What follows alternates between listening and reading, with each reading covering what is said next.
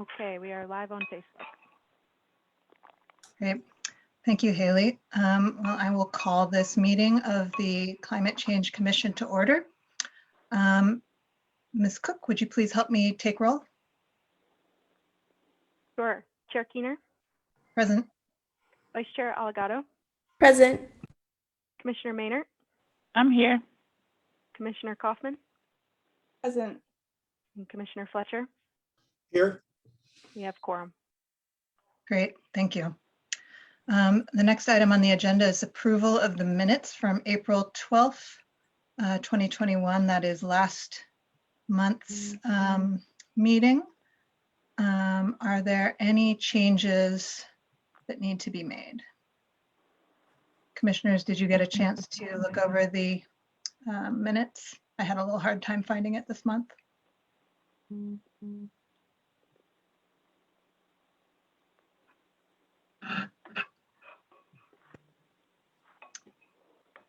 No changes?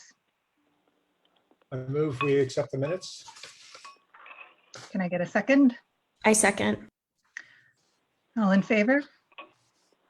Aye. Aye. All right, the meetings have been approved. Thanks for that. Let's keep on moving along. The next thing on the agenda is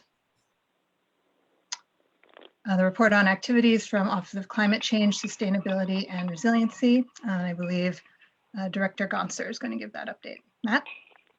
Aloha, good morning, Chair and Commissioners. Matt Gonser, Director for the Office of Climate Change, Sustainability, and Resiliency. Just a few exciting updates following the last meeting, which was before Earth Day. On Earth Day, we were able to release both the annual sustainability report and also the city's first ever climate action plan. So related to the CAP, tomorrow at the Transportation, Sustainability, and Health Committee, Resolution 21-105 will be heard, which is for adoption of the climate action plan. So we will be at that meeting and look forward to sharing out hopefully its advancement from that meeting. If the scheduling all works out, we would anticipate that the final adoption would be at the June 2nd full City Council meeting. And then in addition to that, we know that doing plans don't effectuate the change. You have to actually do the work. So we're also in process of preparing for an internal city implementation kickoff workshop in early June so that we can reconnect as a team, right? This is a citywide effort. As actually the DTS director at that Earth Day news conference really said it best, that this really is a citywide effort and a community-wide effort to address the community-wide emissions that we are obligated to tackle and address as a result of as a result of Ordinance 20-47 at the end of last year. So hopefully we can have some more information at subsequent meetings about early actions. There's obviously a lot of things that are already underway. We know through the more than 2 years of developing the plan, there were just good common sense measures to do, especially around city operations and improving our own municipal efficiencies and investments. Another exciting thing about that committee meeting tomorrow is a briefing on the energy services performance contract for city building facilities, which, over the next year and a half, we'll see significant investments across buildings all around the island, improving efficiencies and saving money over the performance period. And then also wanted to highlight within the Climate Resilience and Equity Program, currently sort of a round 2 of the community kuka discussions that I believe you all remember from a previous commission meeting, getting a briefing by Lala Nuss, our program director. This is to sort of follow up from some of the initial analysis of the conversations, reconfirm with people messages received to further refine information to carry forward for improved work in the realm of community and climate resilience and equity. And then in that same vein, internal to the city, we have this sort of course catalog for professional development as provided by the Department of Human Resources. And starting this week, Thursday, is the first of a 5-week series called an Equity Foundations Workshop. So this actually builds from really kind of a pilot activity that we had done as an office last year. I believe it was August and September. We did a 5-week series internal for ourselves. And we're very excited that in working with the Department of Human Resources, we now have the ability to offer a similar workshop to all city employees. So this will be the first time that we do it. You know, a lot of exciting things related to one of the actions in the resilience strategy, but also this commission's pledge and its guidance document on social resilience and equity. So we're very excited that we can carry that forward. Lastly, on personnel, I'm very excited to share that we will have a new member joining the team this week, Wednesday, serving in the role of budget and operations. A really critical thing for us moving forward to ensure that we're on top of all the paperwork to make sure the projects get rolling. And I'll save the formal introduction of the new staff member at the next meeting. That's all the updates at this point, Chair. Thank you. Great, thanks, Director Gonser. It's exciting to get the budget and operations filled. We're looking forward to the introduction. Are there comments or questions for Director Gonser on the update, potentially about the release of the cap or anything else that he mentioned? First, open it to commissioners. Any questions or clarifying questions?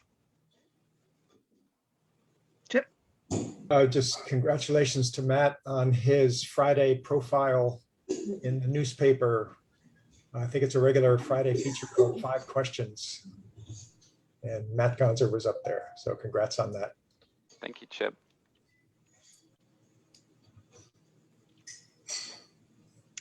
Anything else from the commission? If there's not, I'll open it up to comments or questions from the public on Director Gonser's update. And please make sure, I think everyone has their names. Please make sure that your name is fully spelled out in your Zoom window so we know who you are. And if you have a question, you can either put up your hand with the raise hand button, or take yourself off of, or turn on your video and raise your hand, or put it in the chat.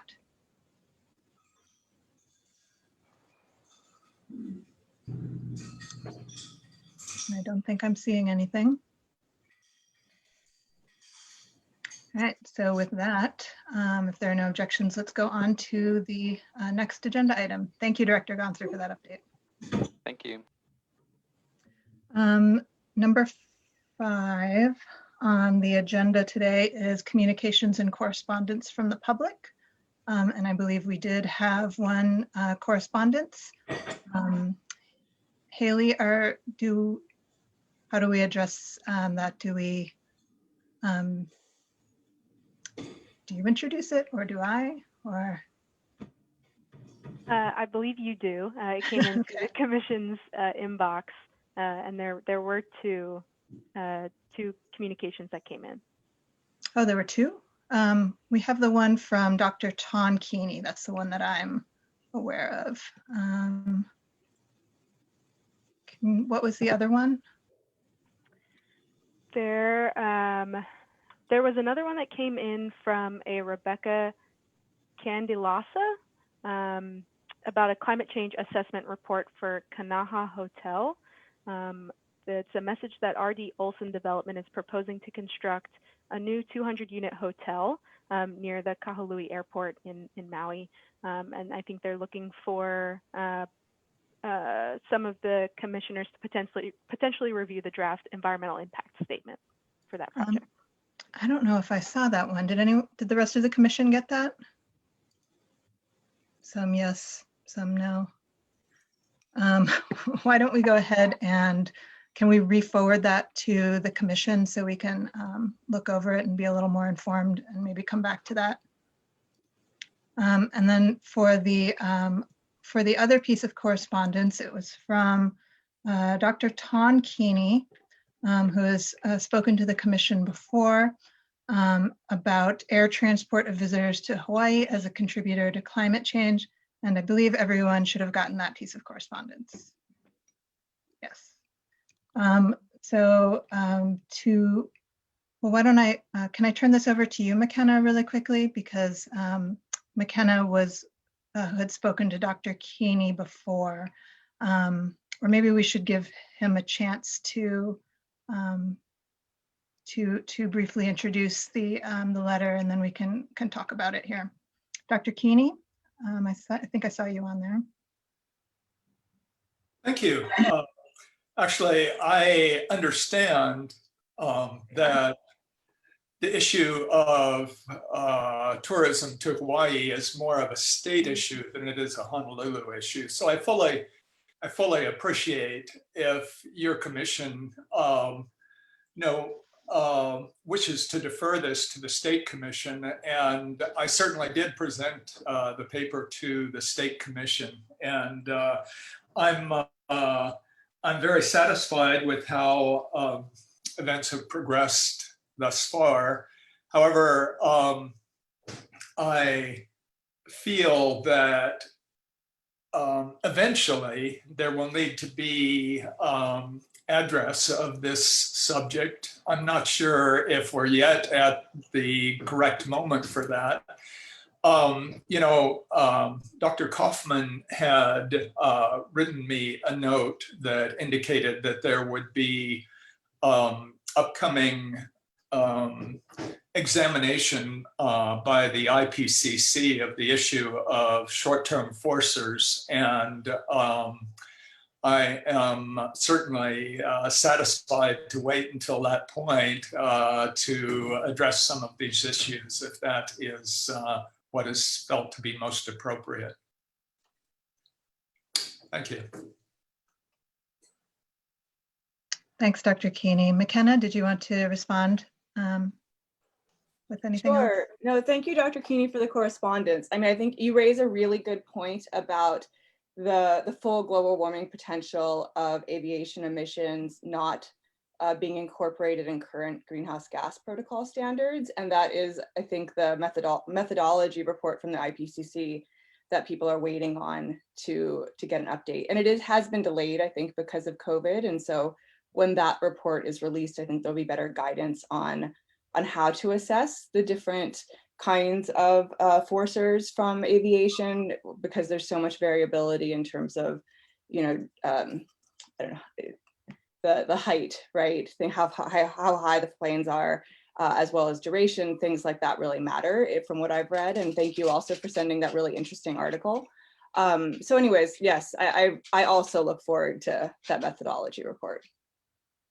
Thank you. Thanks, McKenna, and thanks, Dr. Keeney. So yeah, I think we're going to keep on waiting for that guidance to come out, and then when it does, we'll take a closer look and see how it might relate to guidelines that we could discuss with the State Climate Change Commission, if applicable. So thanks for staying on top of that. I think I did see, Chip, that you had actually seen the other piece of correspondence that we missed, or at least that I missed. Did you want to briefly kind of fill us in on it? It looks like all they want is to discuss the draft EIS. So is Rebecca present? Is anybody related to this present? It looks like they just want to discuss the draft EIS from a climate change point of view. It says, since your office has assisted with preparing a climate change assessment report for the draft EIS, I don't know what that means. We would like to request a meeting with you and or others until the climate change within the Climate Change Commission.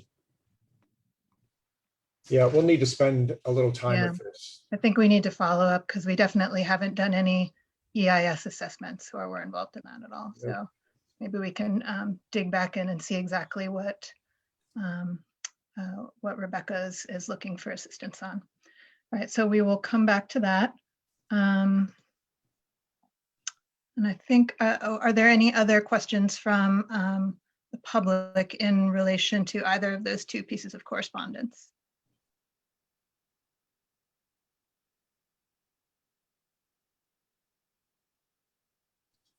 Not seeing anything. Oh, hi, sorry, this is Pane. I had a quick question. Sure.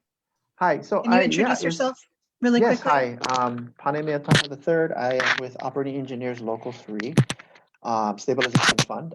So is that normal for people to send you folks the draft EISs to review? I don't No. think we've ever gotten one before or a Okay. request like that. Okay, thank you, that's all. And to be clear, we did not receive the draft EIS. We just received a single page letter. Okay, thank you. Henry? What island is this EIS for? Maui, Then do you even have jurisdiction to comment on it? I would not think so. We don't, yeah, Yeah. we have no authority anyway, other than advisories. Yeah, we're just advisory. Um, But for full disclosure, some of us may have been contacted based on our expertise to consult like on EISs in the past, but not in the capacity as climate change commissioners. Thanks, Rosie. And Henry, did you introduce yourself there just for the record for that comment? I apologize. Henry Curtis, Life of the Land. Thank you. Are there any more comments or questions from the public on this agenda item?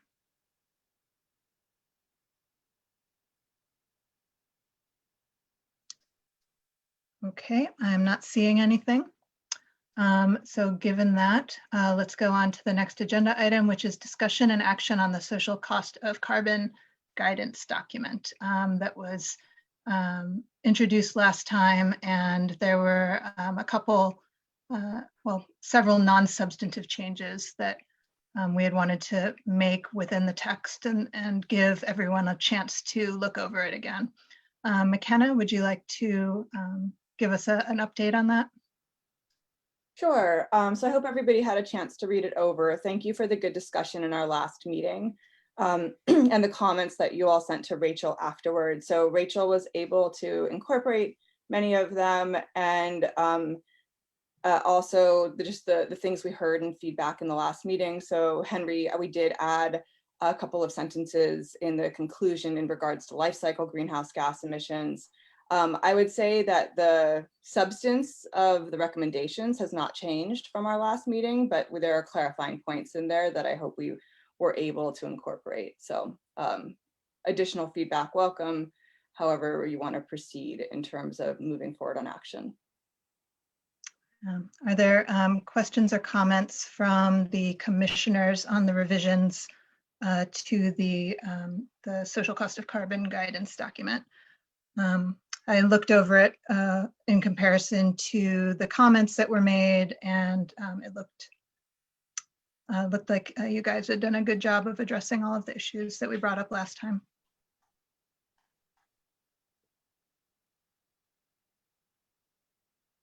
Chip. Just two sort of editorial comments. Recommendation number 1, third line, you use the word hereby. Should that be hereafter?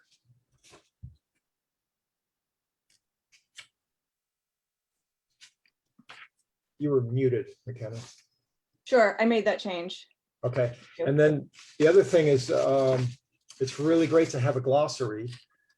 I find glossaries are really useful when the first use of a term is bold in the text, and then you bold that word in the glossary. It just makes it easier to flip back and forth. Okay. That can be done. Thank you. Great, that's a good comment. Rosie or Bettina, any editorial or substantive comments on social cost of carbon? No. Nothing new from me. No, thank you. I think it looks great. All right, then we're going to move to comments and questions from the public on this agenda item. I see Henry Curtis and Anu has her hand raised. So first let's go Henry and then to Anu. Aloha, Henry Curtis, Life of the Land. We still have some concerns with it. There may be more philosophical than anything else. Can you imagine being unaware that the next ton of greenhouse gas emissions will cross the point of no return for the planet? And you have been charged with putting a price on that emission and calling it the social cost of carbon?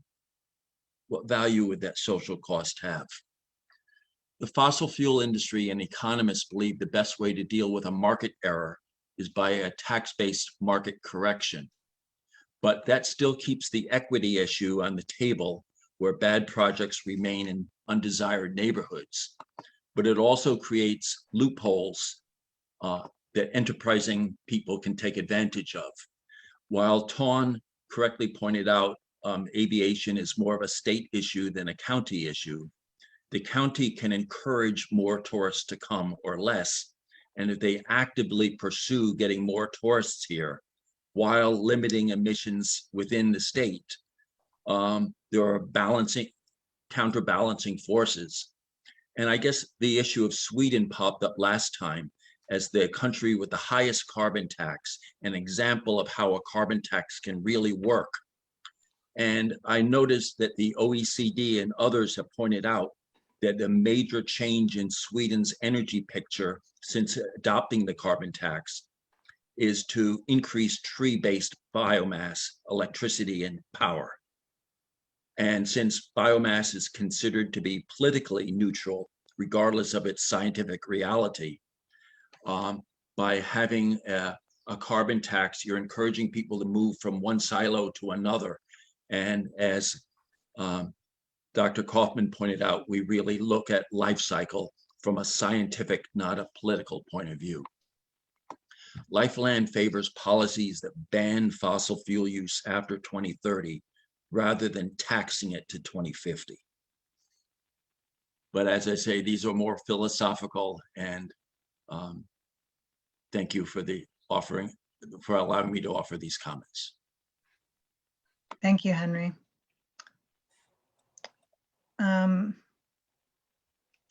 Were there responses from the commission, or should we go straight to Anu's question, which might address some of the state issues, I might guess?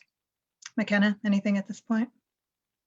Sure, no, thank you for those thoughts, Henry. I appreciate that.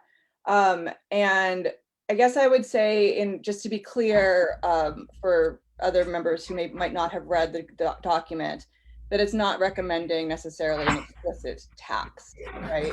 Because the city doesn't have that jurisdiction. So this recommendation is really around helping to guide internal decision-making, which would affect, of course, decision-making around city programs, but also island-wide policies.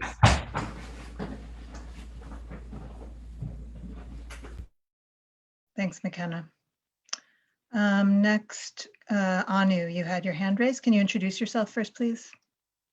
Thank you, Chair. I am Anu Hittel, and I am the statewide climate change mitigation and adaptation coordinator. And I just wanted to also mention that on this topic of social cost of carbon, we are involved in the state-federal engagement on the same topic with the resurrection of the interagency working group at the federal level. And I am state lead for that, for this topic. And so and I'm looking forward to coordinating with your commission as we go forward on that. Thank you, Anu. Thank you, Anu. And just to note that it does actually call that out explicitly in the recommendations of the guidance document to coordinate with the State Climate Commission where appropriate. So, thank you. Thank you. Yeah, I saw that. I think that's too much,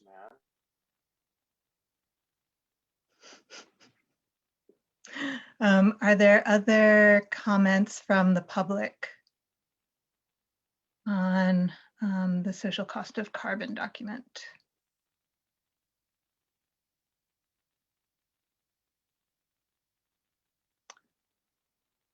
All right, if there aren't, can I get, oh, Chip.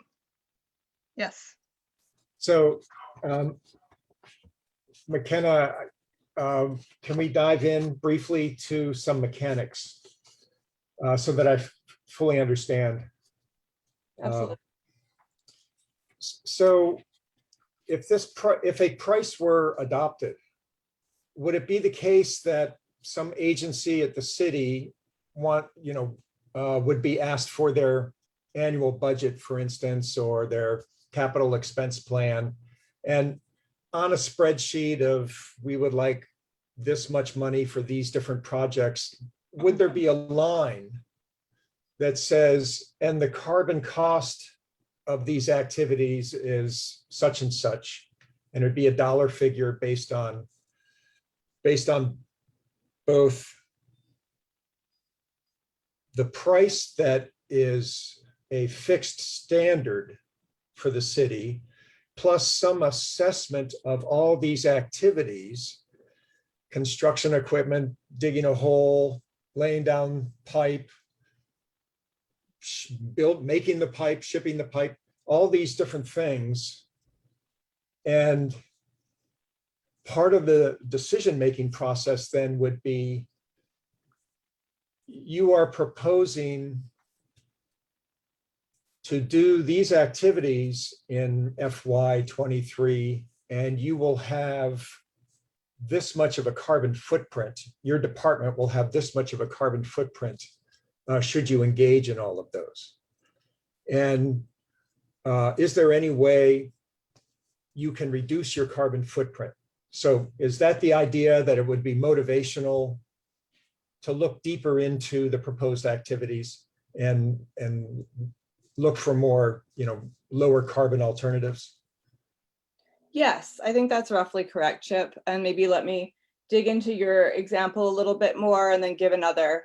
So it would, we've as commissioners, we've heard a bit about sort of the budget making process on an annual basis, right? I don't know that it gets into that level of detail, but to the extent that there are projected fuel expenses, right? You would also add in the carbon cost of those fuel expenses, right? Or Director Gonzer just updated us on hearing more about the energy efficiency work and the new contracts for that, right? And so you could also think about putting a carbon cost into that when you start thinking about the costs and benefits of those kinds of interventions, and to the extent that they pencil. Obviously, the city's already decided to move forward with that project, but just as an example, right? Something else that comes to mind from our last meeting was we had discussed the auditor's report around Beaky, and it really centered around lost parking revenues, right? And did not factor in the fact that it's a low carbon transportation alternative, and having this kind of internal carbon price would give, operationalize a methodology or kind of a way of thinking about that in terms of auditors' activities as well. So I see Matt has a question too. Thank you. Thanks for that. But taking the Beaky example, there would show up a carbon cost associated with the Beaky effort. But is there in place a mechanism to compare that cost to an alternative? If there's no alternative, it simply looks like there's a negative cost involved. And in fact, without a comparison to alternatives, the carbon price simply, even in your most sustainable types of activities, if they have any sort of carbon footprint at all, it would give them sort of a negative shadowing, if you know what I mean. Yeah, I mean, I would say that's a very partial cost benefit, right? So once again, it's up to the city to think about how to operationalize this more Okay. holistically, right? But from that Beaky example, it shouldn't just be on the trucks that drive to rebalance the bikes. It should also be on, if you lost that much revenue in parking, it's because you had those fewer trips. And then what's the fossil fuel saved from those fewer trips? Right. Okay. Okay.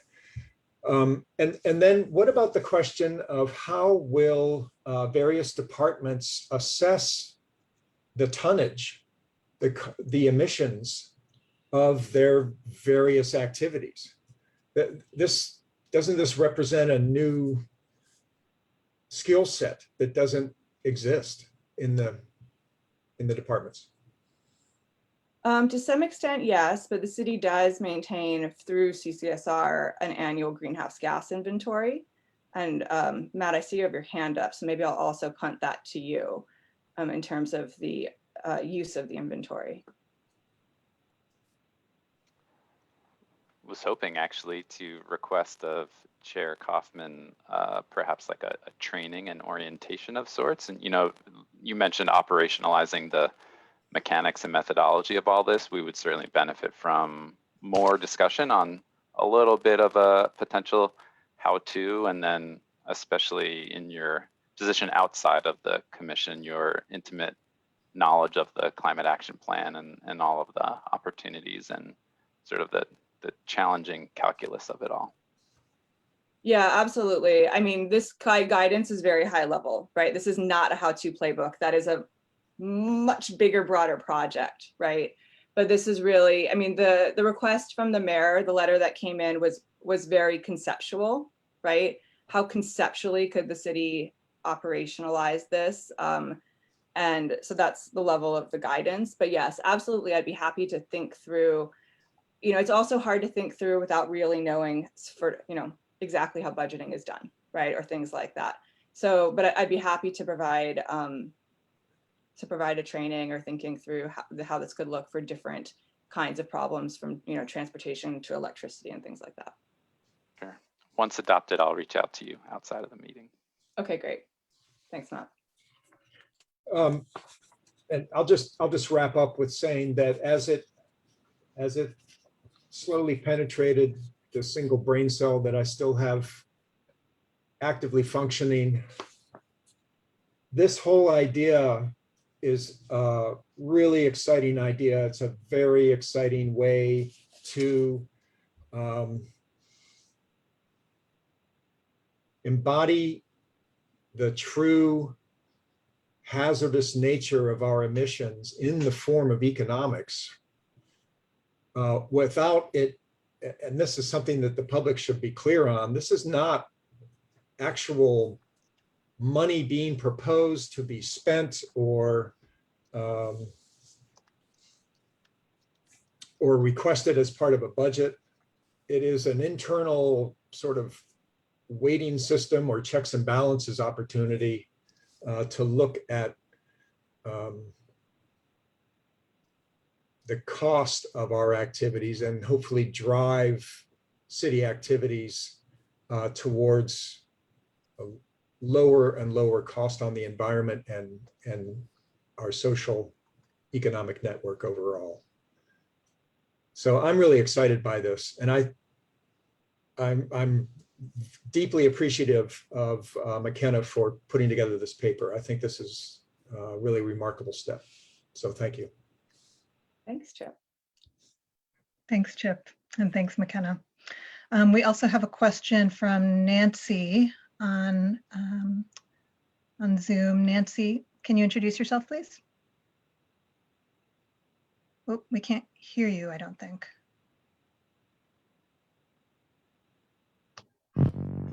How about now? Yep, there you are. Okay. I'm Nancy McPherson. I'm a planner with the Department of Hawaiian Homeland's Planning Office and a former student of economics many years ago. And I want to, reinforce what Dr. Fletcher is saying, that this is exactly what needs to happen. one of my big takeaways as an economics undergrad when I was studying natural resource economics was that the models were incomplete, the externalities needed to be dealt with, and the market was failing. And so, you know, and one reason I kind of went towards planning and sort of abandoned economics was because I felt back in the 90s that, you know, it was Sisyphus rolling the boulder up the hill. And so I commend all the economists who continued with this work and didn't give up and persisted in trying to make the true costs of environmentally damaging activities be reflected somehow. And I think we're finally getting to the point where that's getting operationalized, and I'm really, really excited by this. I think it really helps when doing cost benefit analyses and trying to explain to decision makers why it's better to make that choice rather than this choice, because a lot of times what they ultimately see are those dollar figures. And so if you can quantify, we've just had such a challenge doing that until just recently, and all the work that McKenna and many others have been doing to do that, you know, if we can quantify those impacts and show that the costs outweigh the benefits, you know, that it's not penciling out from an environmental and a climate change standpoint, then we're way ahead of the game. So thank you for doing this. I'm going to spend a lot of time sinking my teeth into this topic. So please keep me in the loop of any developments. Thank you, Nancy. Thank you, Nancy. That's from another economist / planner. I appreciate those comments.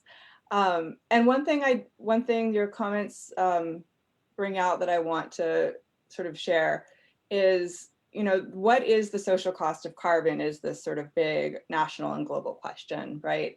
And we, in the guidance document, it recommends starting with the Obama administration's inquiry into the social cost of carbon, because that is right now the most robust.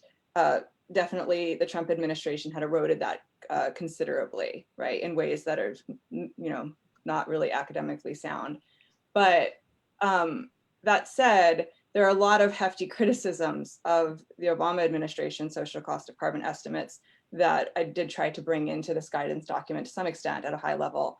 And the full expectation is that number will rise with new inquiries under the Biden administration. And so that should be part of it. That should be part of the anticipation, is raising that price as new information is available. Thanks, McKenna. I think that's a good ending comment to pivot on, unless there are any remaining outstanding questions from the public.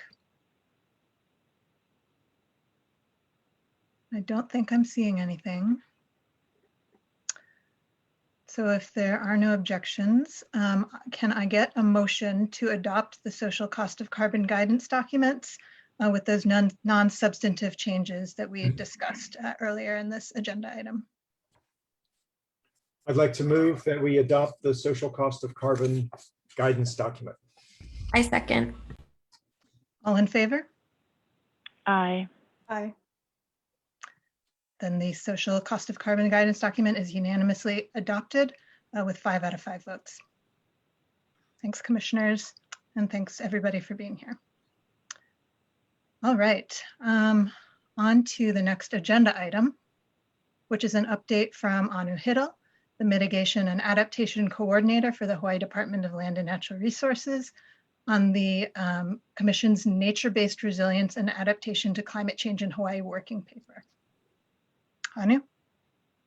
Thank you, Chair and Commissioners. Aloha, everyone. Again, I'm Anu Hittel. I staff the statewide Climate Change Mitigation and Adaptation Commission.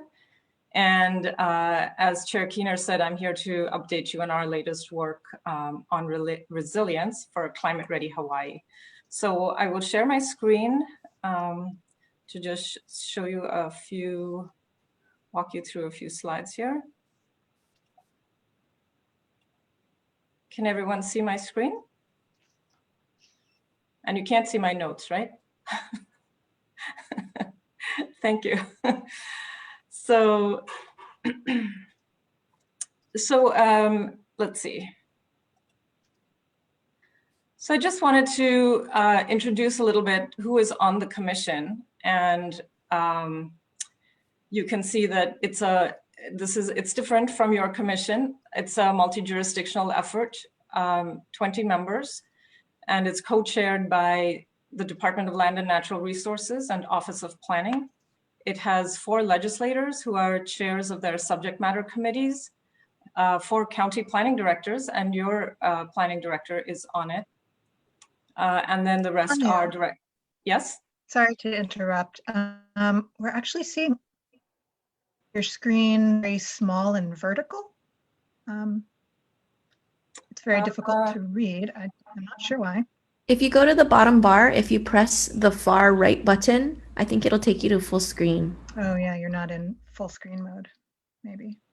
Is that? There we go. Perfect. But then I can't, so the problem is, but then I can't see my notes. Yeah, that's the general problem for all PowerPoint. And Zoom. All right. So you just need to have 3 screens. Right. So maybe if I go back to our reading view and let me see. If you have your full screen, let's see, does this make it bigger or no? Still the same size. Yep, we can't see any of the names of the folks in the commission, but we can read your bullet points. Okay, so and you can hear me, right? I'm happy with Anu having access to her notes so that we get a cogent presentation from her. And I don't mind not being able to read the names of the commissioners.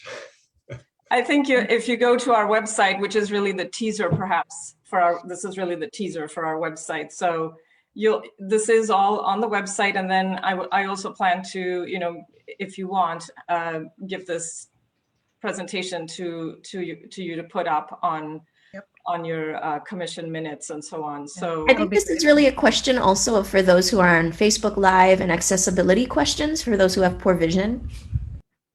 Okay, would you prefer that I don't share anything then and I just speak? I'm going to say that that you should probably go ahead and do the presentation using your notes, and then we will put up the full-sized presentation on the website with all of the notes afterwards, so people can look at it in detail. I'm also able to, let me see, I'm also able to pull it up on a different device. So, let's see. Okay. Full screen was this one. And I'm not sure you'll still be able to read the names of the commissioners. That's much better. You'll definitely be able to see it on our screen on the website. And please go ahead. Thank you, Anu. All right. So thank you. So just bear with me while I'm, toggling between 2 screens here, 2 devices here. Okay, so multi-jurisdictional effort, 20 members, 2 co-chairs, 4 legislators, 4 county planning directors, and the rest are directors and chairs of state departments and boards. So this is quite different from your commission. The commission's mission statement is stated on its website, climate.hawaii.gov, as well as in its 2020 annual report. It says that the commission recognizes the urgency of climate threats and the need to act quickly. It promotes ambitious, climate neutral, culturally responsive strategies for climate adaptation and mitigation in a manner that is clean, equitable, and resilient. And these mandates are contained in Act 32, Session Laws of Hawaii, 2017. So So what I'm here to present is our latest working paper on resilience. It really focuses on nature-based resilience and adaptation to climate change in Hawaii. It is part of our Climate Ready Hawaii initiative, which operationalizes the Commission's mission statement into climate action strategies statewide.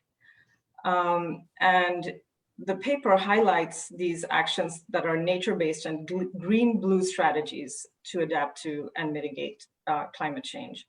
So in this, we're really identifying the ongoing efforts in the state and key action areas for the next, that will enhance climate readiness. So as you can see, this is sort of the outline of the, if you will, table of contents. We go through our climate change threats, risks, and vulnerabilities quite quickly. So this is not the place where we've delved into it. This is really a paper that we wanted to bring together to highlight some of these nature-based strategies that provide that resilience framework.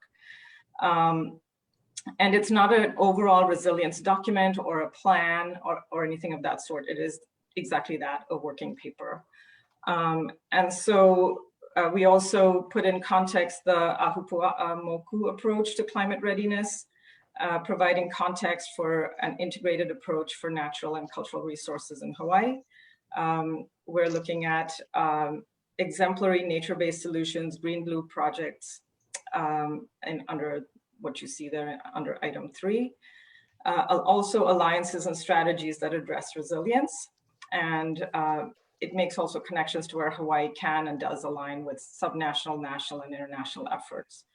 And then we talk about the resilience framework. We outline general principles for climate ready Hawaii, how to measure readiness, and then the need for decision support tools.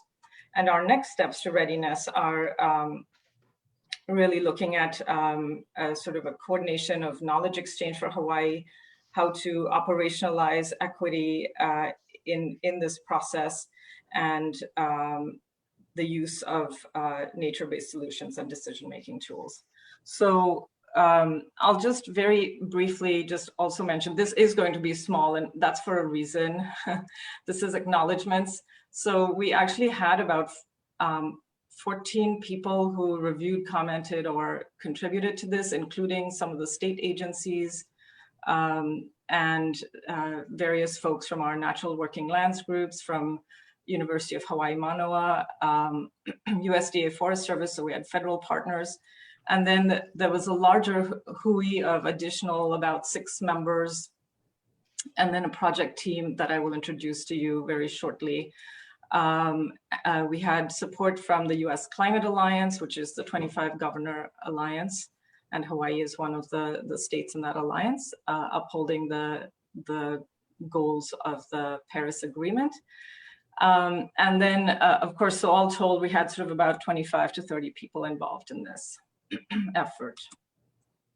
It's a living document, so this is also sort of our generally standard disclaimer that is produced for discussion. I'm sure you're familiar with these kinds of disclaimers, being a city and county commission.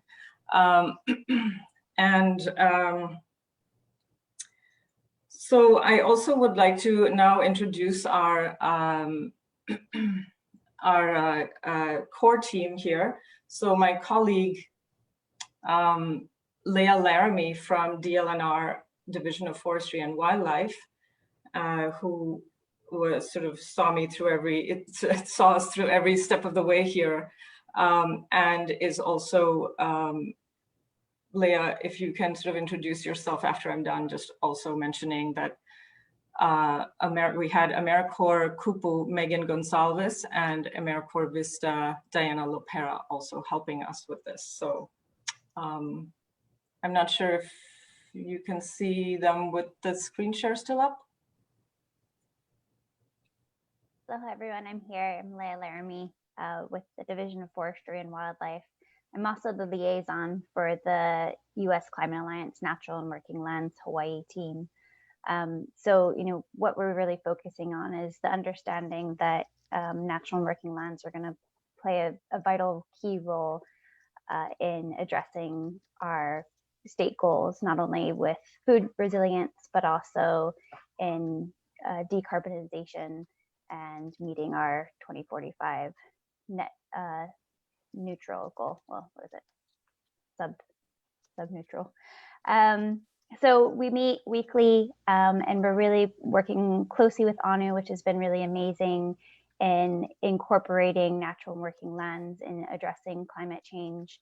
And I'm here if folks have any questions about that or are interested in learning more. Mahalo. Thank you, Leah. And Megan, if you would say a quick hi. Yeah, hi everybody. My name is Megan Gonzalez, and yeah, I'm a AmeriCorps Kupu member. Thanks for letting us talk about this here. Thank you. And Diana, you want to say a quick hi? Hello, Maikako. My name is Diana Lopera. I'm the Climate Change Communications Specialist with the State Climate Commission. Thanks for having us. Great. So that's our team and our core team. And we had a lot of help from all those other folks that you saw listed earlier. So I'll just sort of, this is a larger presentation that I thought I could just send to you folks at some point, but I'll just skip through some of these slides because I know you wanted to keep this brief, and it's just to let you know that we're doing this work. And so, you know, we outlined the climate threats in Hawaii, and I'm not going to go through all of them here. But we also, I just wanted to mention that we outline and refer to to equity in climate action, and the need to put equity first in government planning, the need to use a vulnerability framework that is appropriate for Hawaii, and so that we can recognize and address the inequitable distribution of benefits, burdens, and processes. And because of the complexity of these topics, we haven't, of all of these topics, none of these that we've delved into very deeply in the paper, but really outline them as a way for going forward. So this is envisioned as a series of working papers and companion documents, and they will sort of inform strategies for a climate-ready Hawaii. It should be used and considered together.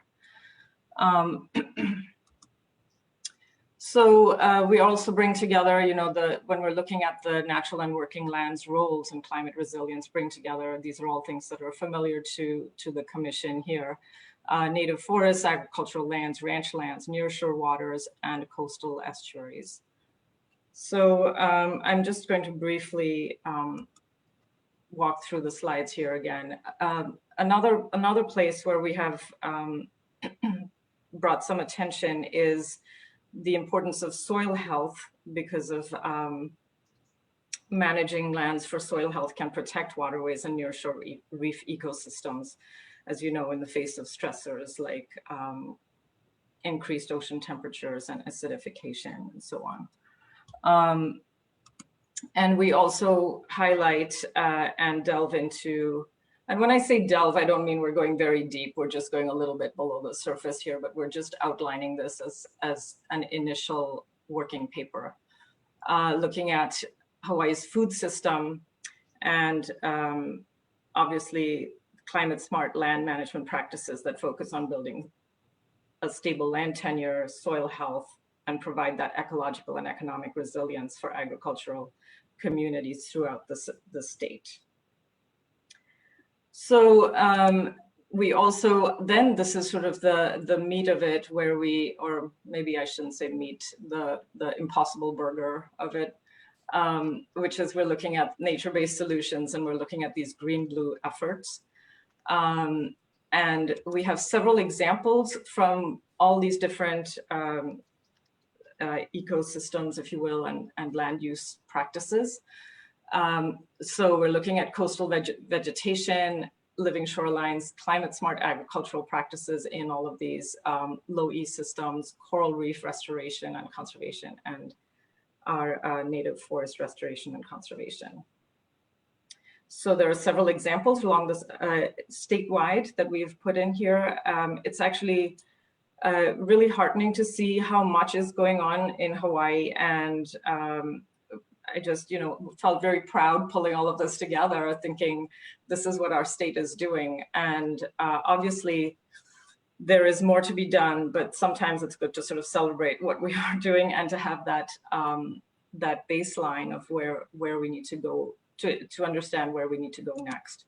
So, you know, some of those things where we need to go next is really obviously the city and county. In your resilience document, you've outlined, you defined resilience actually and dealt with many of these things. So we're looking at this more at a statewide level. And there isn't at this point a definition statewide that the state itself has sort of adopted in any fashion. There have been pieces here and there. We're also looking at defining food system resilience and equity statewide again. Same with the rest of these biocultural approaches, the nature-based solutions, and the decision support tools, looking at how they can help, and looking at resilience metrics and indicators, which again, we don't have something statewide. So our next steps really, which is sort of our, so the paper was sort of a lead up to what we want to be doing next and where should we be going next. And this is really the three areas is to measure resilience and progress. So are we making any progress? And if so, in which direction? Hopefully the right direction. Operationalizing equity in our steps to readiness, and then developing, as part of all of this, also developing a knowledge exchange. Now, we're by no means limited to these three next steps, but these were sort of the three big buckets that are sort of put out there for people to come back to us with and say, you know, there need to be other things that need to go on as next steps. So we welcome that. This isn't a formal paper that's being put out by the state. It's more of a working paper. So I would say, you know, just get in touch with me and our group will work on sort of bringing this on a continuing basis to our commission. Where, you know, where we sort of believe that a climate ready Hawaii is clean, equitable, and resilient. So with that, I'll just leave my contact information up for a few minutes and see if there are any questions. Thank you so much, Anu. Yeah, I think this is really good timing in terms of the state and city climate commissions, just because we had identified nature-based solutions as being something we wanted to dive more into in the June meeting.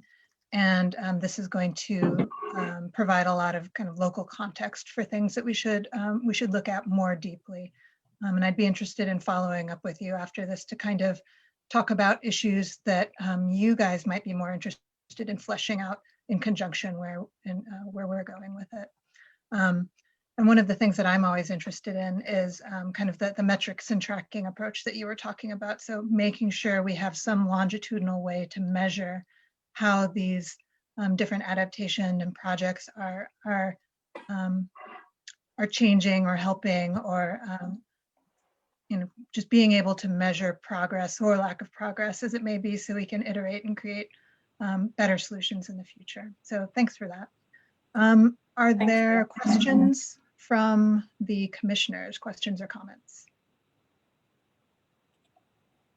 I just wanted to mention, I'm sorry, I just wanted to mention that in the chat, Diana's put some of the links to the paper, to the some of the things that I skipped over, and to the Climate Commission's website.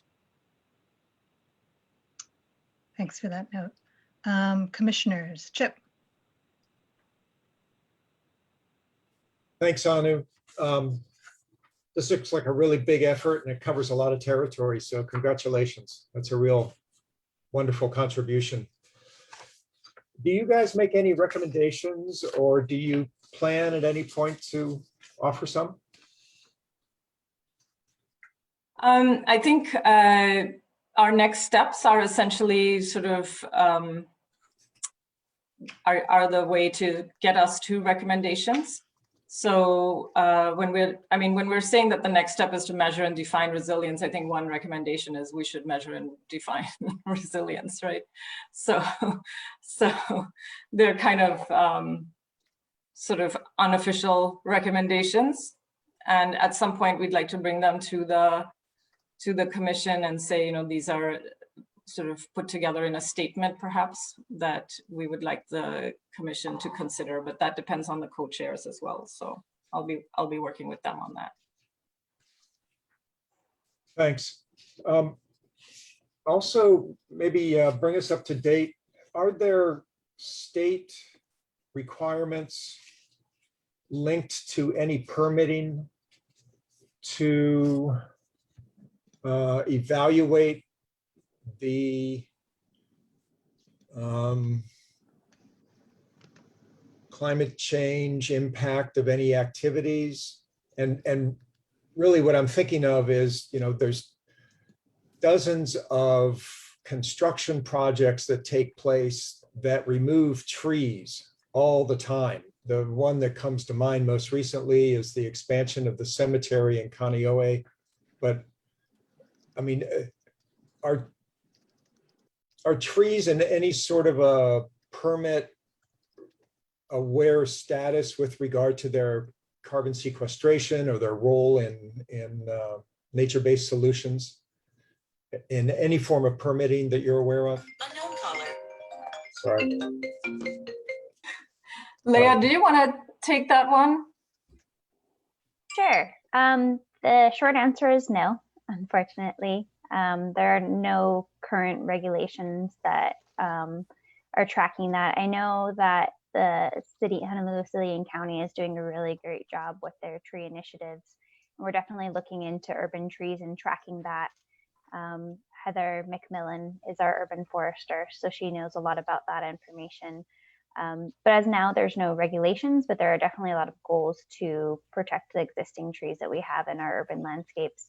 And then obviously within our watersheds and other areas, we have a lot of protective status for those areas, and are looking to expand that as well. Thanks. So that could be sort of open territory to jump into in terms of identifying what are the various types of nature-based solutions in Hawaii, and how can we put them in some sort of legal status with regard to that role? Yes, absolutely. Yeah, I think there's a lot of potential for where we can be going with this. We're just beginning to, we wanted to put it in some kind of a cogent, using your word, paper, and then hopefully we can move forward as a collective, rather than only, well, we'd bring it to the commission, but again, our commission also is advisory, right? Let me just note a relevant comment from Henry Curtis in the chat as well, saying we need to track all trees. Adding urban trees while removing other trees makes no sense. And the PUC requires a life cycle analysis that includes trees. Thanks. That's all I had. Thank you. Thanks, Chip. Are there other comments from commissioners? McKenna? Add to that, I think this is a little broader and maybe not specific enough, but Chapter 343 does require inclusion of a greenhouse gas assessment. So if it's a project that triggers environmental review, that could be brought into it, not that it always is.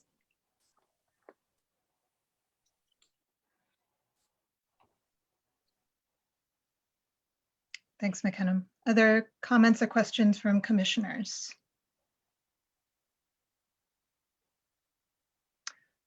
All right, then I will open it up to comments and questions from the public. There's a question from Nancy McPherson in the chat. Is anyone at UH doing ongoing land cover and land use analysis, like perhaps the geography department?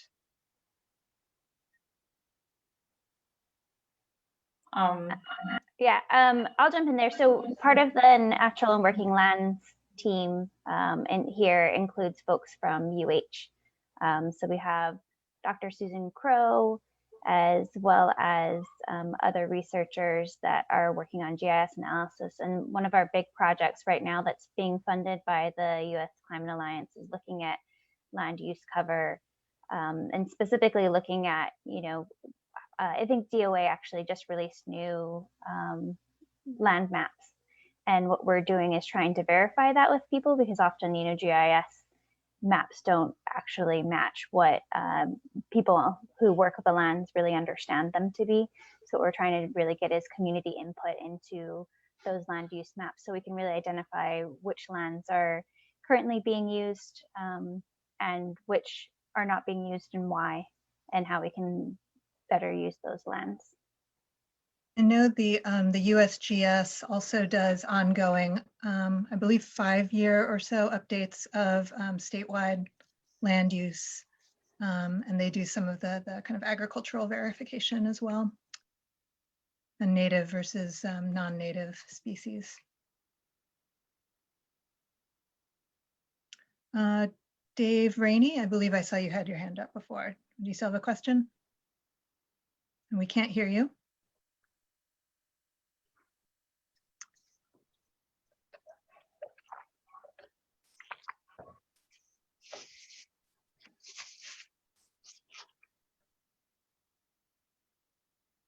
Can't hear Dave.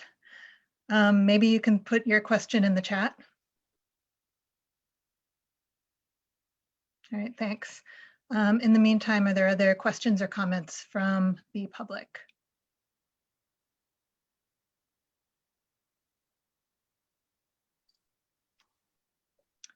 I don't think I see any hands up.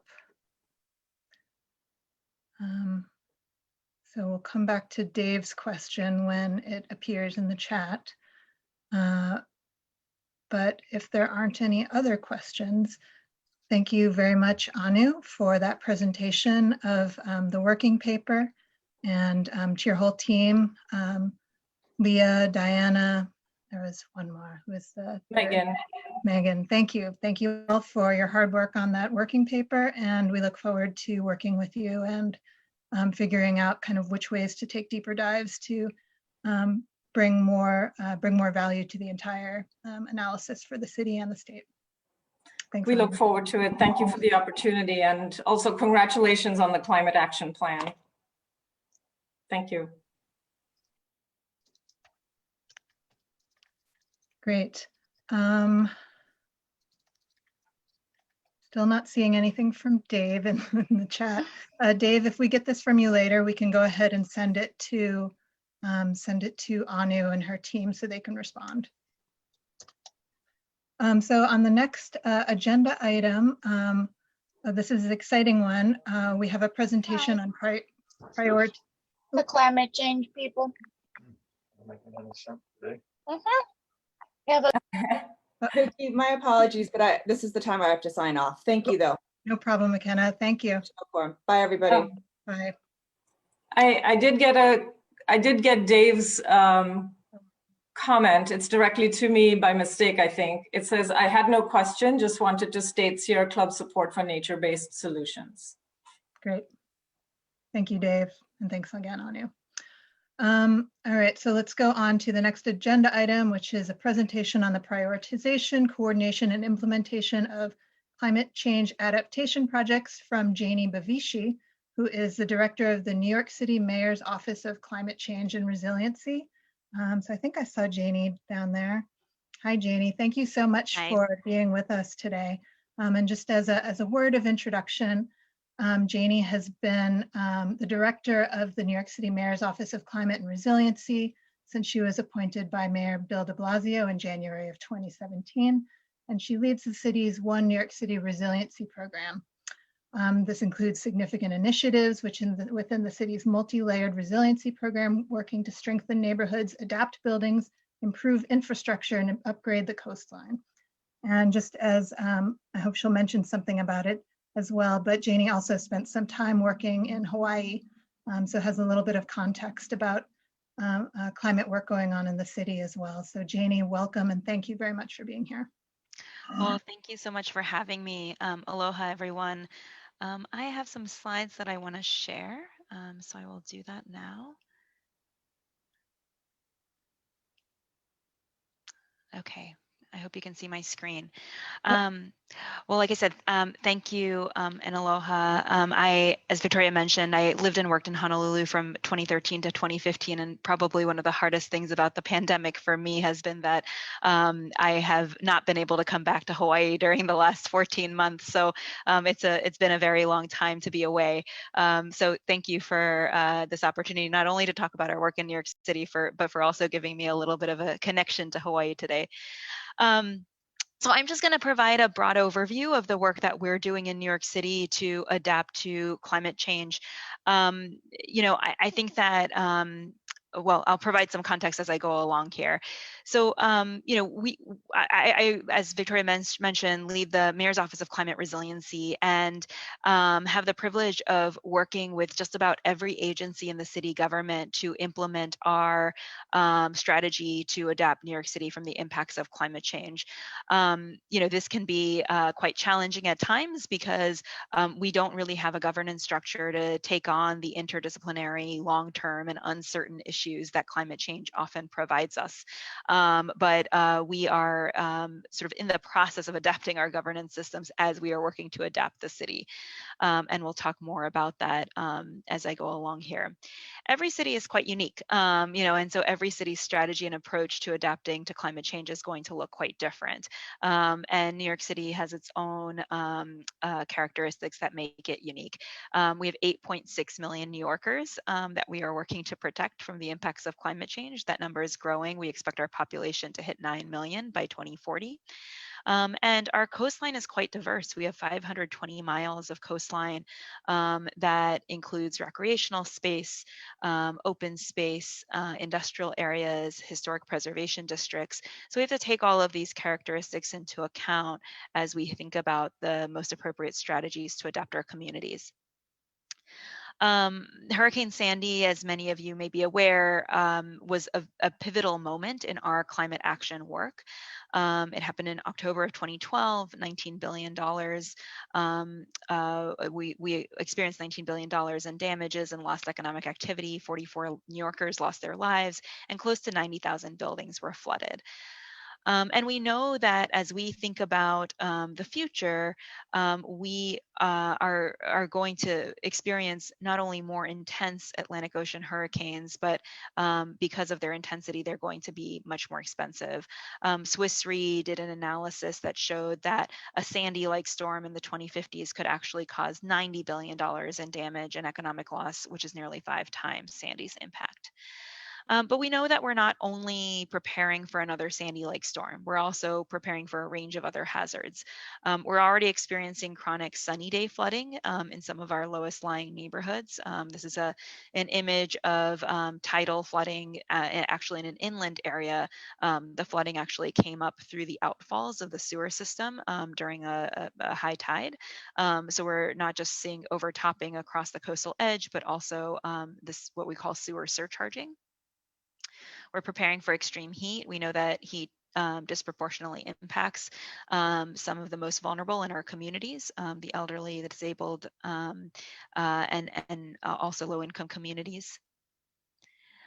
And we're also preparing for extreme precipitation. Just last Friday, we released our first stormwater maps that account for the future impacts of intense precipitation in New York City. Precipitation is also notable because it impacts inland areas and not just our coastal communities. We find that our coastal communities are much more aware about their risks to flooding, but inland communities that are susceptible to flooding from rain are much less aware. So as we consider all these risks that we face, we really feel that we also have an unprecedented opportunity to reimagine the waterfront and ensure that our waterfront communities are thriving, and we're also creating equity in the process of adapting to climate change. So we see this as an opportunity to create safer and more vibrant neighborhoods. And we're implementing a multi-layered approach as we do the work of preparing the city for the impacts of climate change. So we're focused on coastal strategies, and I'll talk more about each of these strategies in just a second. But we're focused on coastal strategies. We're building an entirely new class of infrastructure to protect our coastline. We are also focused on upgrading buildings. We have 1 million buildings in New York City of all different building types. And so are focused on that as another line of defense. We have been focused on minimizing disruptions to critical services and hardening our infrastructure. This includes transportation, energy, wastewater, sewer, water, as well as telecommunications. And then we're also working on getting information and technical assistance to residents and businesses so that they can make informed decisions in the face of climate change. So one of the focuses of our work, especially since Sandy, because Sandy was a coastal storm, has been to harden our coastline. We know that there are limitations to coastal protection, so hardening is not the only strategy we aim to deploy in our coastal areas, but it's certainly, like I said, been one of the focuses since Hurricane Sandy. This rendering that you see here is the East Side Coastal Resiliency Project. We just broke ground on this a few weeks ago. And it is a 2.5 mile long project that is costing about $1.5 billion that will protect 110,000 residents in the Lower East Side of Manhattan. It will raise the area that you see here in this rendering, East River Park, about 8 feet to build coastal protection at the edge of the waterfront. And then the protection will continue north of the park through a series of flood walls and gates. Community engagement has been critical to this project. We wanted to make sure that we weren't walling ourselves off from the waterfront. And we wanted to use this investment to provide other amenities that the community needed. So this project is not just about flood protection. We are also rebuilding the bridges into the park to create better waterfront access. And community input has really helped us design the park in a way, the new park in a way that will better meet the community's needs. For example, there are already many amenities in the park, fields and courts and tracks and things like that. The community told us that they also wanted better interstitial spaces between all these amenities, just so families could gather and have picnics and that kind of thing. So that's one of the design principles we brought into the design of the new park. We have several other projects like this one. I should say every project is different, but we have several other coastal protection projects in different parts of the city. There is no silver bullet, and we've really been tailoring each project to the particular needs of a particular community, the geographic and the geographic needs of the site and the topographic requirements as well, and the way the waterfront is used. So we've been taking all those factors into consideration. One other point I should make about governance as we talk about this project and coastal strategies in general is that, as I said before, we are really building a new class of infrastructure. So one question that has come up for us is how do we handle operations and maintenance for this new class of infrastructure when we don't have a department of coastal protection, for example. So right now, we're solving these challenges on a case-by-case basis. For example, with this project that's on the slide, where because the flood protection will abut a park, the Parks Department will take on operations and maintenance responsibilities for that part of the project. But in the long term, we're going to have to come up with a more streamlined way of managing the operations and maintenance of these projects. As I mentioned, we're also working to protect our 1 million buildings. This image that you see here is the before and after shots of our Cool Roofs program on public housing in a neighborhood in Brooklyn. Cool Roofs is a program that essentially just covers our rooftops with a special white coating that has the impact of lowering not only the building temperatures, but when they're clustered, they can also lower ambient temperatures. So they also have the impact of keeping residents' energy bills down during hot summers, and it's also a workforce development program. Retrofitting buildings outside of cool roofs, I would say the major challenge with that in the New York City context is financing. There aren't really financing streams available right now for resilient retrofits. We're working to amend our PACE program to allow for financing for resilient retrofits. But beyond retrofitting, we are also working to upgrade our building code. Right now, our building code takes into account the latest FEMA flood maps, and those were developed in 2015. But we're also working with FEMA to develop future flood risk maps that will be much more specific at the property level. And we really intend to use those as a regulatory tool so that they will take sea level rise into account. Those are in process and will be released in the next few years.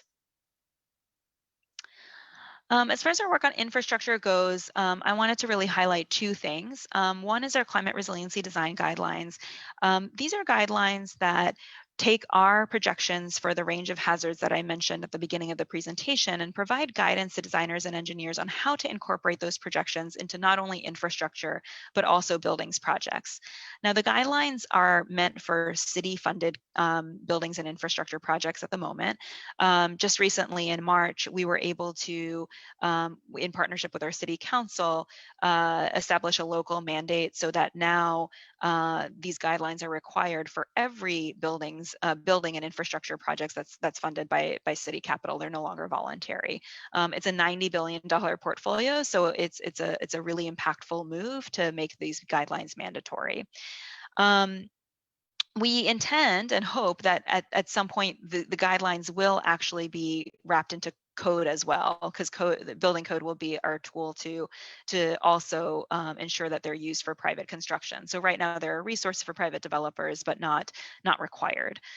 The other initiative I wanted to mention is just our work with private critical service providers. So we've been working with not only our utility companies, but also our telecommunication companies in the region to assess their vulnerabilities and to develop climate adaptation strategies.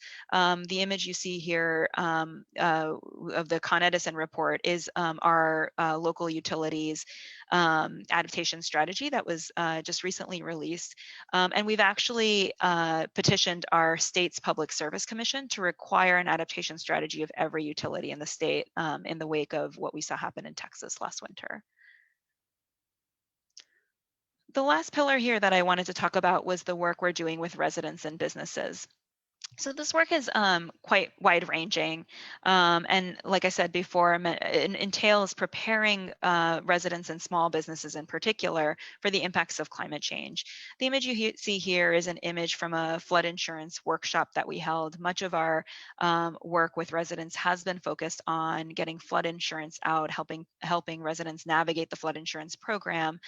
We've also been able to provide through post-Sandy grants programs like home resilience audit, where a contractor can come out to your home in eligible areas and actually provide some ideas for retrofits that a homeowner could take on in order to make their home safer and potentially also get discounts on their flood insurance.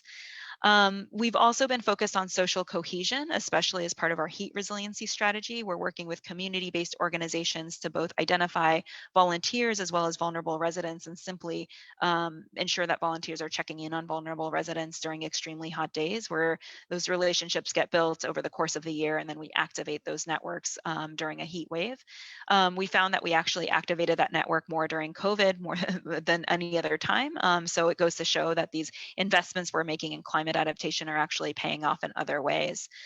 And then we've had a range of programs for small businesses, from kind of an audit-like service as well, where we can provide a range of options for small businesses to protect their employees, their inventory, their facilities, and their operations from the impacts of climate change in various ways. We've also been providing assistance just around bookkeeping and things like that, so that in the event of another disaster, small businesses are prepared and can get back up and running quickly. And the reason for focus on small businesses, by the way, is that we really see certain small businesses as community anchors. And so we have been wanting to make sure that we're focused on the preparedness of those community anchors. All of this work that I described is really grounded in both science and equity. So we have a relationship with an independent panel of scientists called the New York City Panel on Climate Change. This panel is appointed by the mayor, and we appointed the current New York City Panel on Climate Change just last year, and it's the most interdisciplinary one we've ever had. So we're excited about that. They're required to provide us with local climate projections across a range of hazards every 3 years. And those projections actually end up being the basis of all of our resilience portfolio that I've just described. What you see here on the slide is accounts for the New York City panel's climate change projections on heat. It's our heat vulnerability index, but it also layers in social factors or social indicators of risk, I should say, to extreme heat. So the areas that you see in red are the most vulnerable areas in our city to extreme heat, both accounting for the physical indicators of heat risk, but also the social indicators of heat risk. Other ways we have been accounting, other scientific efforts we've taken on recently has been a series of dialogues called the Climate Knowledge Exchange that are really focused on what we do know, what we do not know, and what we need to know about climate change. And we had those dialogues with a really diverse range of participants, from government employees to scientists to environmental justice groups and residents. And those dialogues culminated in our first State of the Climate Knowledge report that we released on Earth Day of this year. It's essentially a public research agenda for climate science. And we hope that it will create some new and creative partnerships between our scientists and the scientific community, as well as residents and environmental justice groups. So I will stop there. I know I've thrown a lot of information at you, but I really look forward to your questions. Thanks so much, Janie. That was a very relevant presentation to a lot of the different issues that we're looking at right now. So before I jump in, let me ask if there are questions or comments from the commission.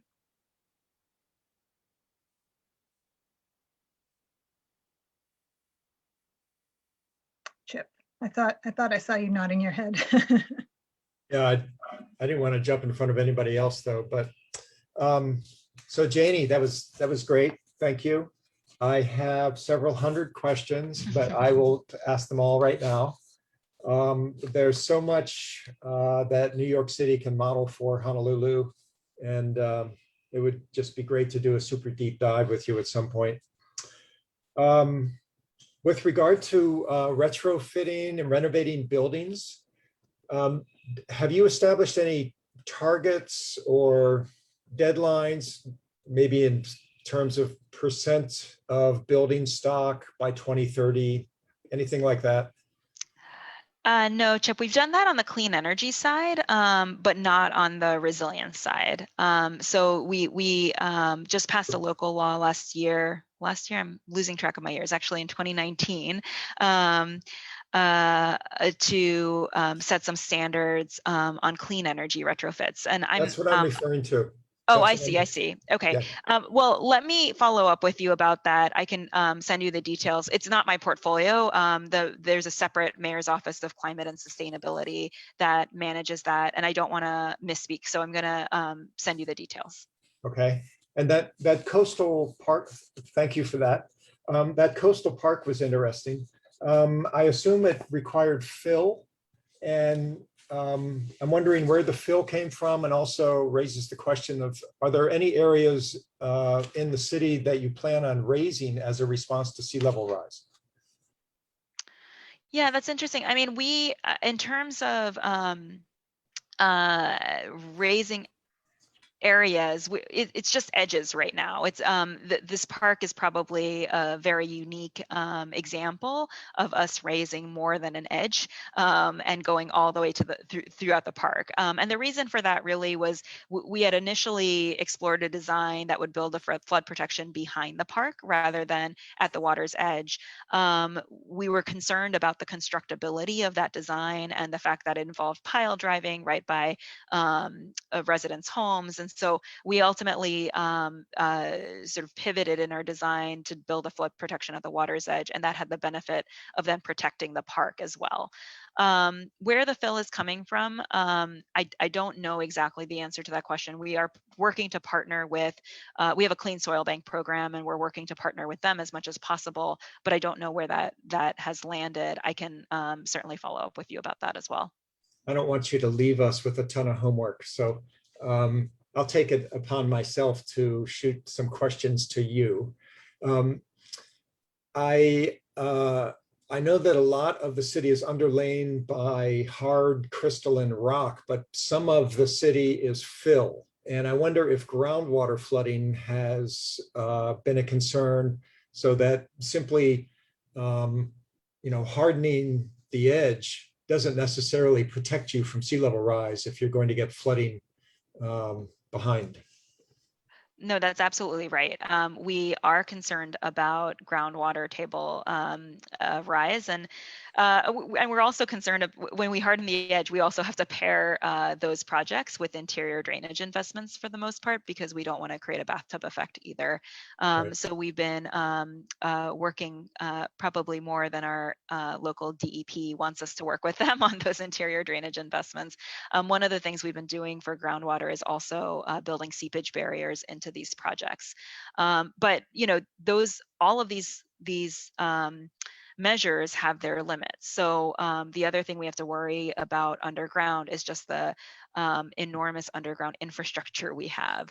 Right. So I've only scratched the surface in my presentation. I just want to be very clear about that. There's so many topics we could explore further. One example that I did not cover that might be interesting around this question of groundwater is in the financial district Seaport area.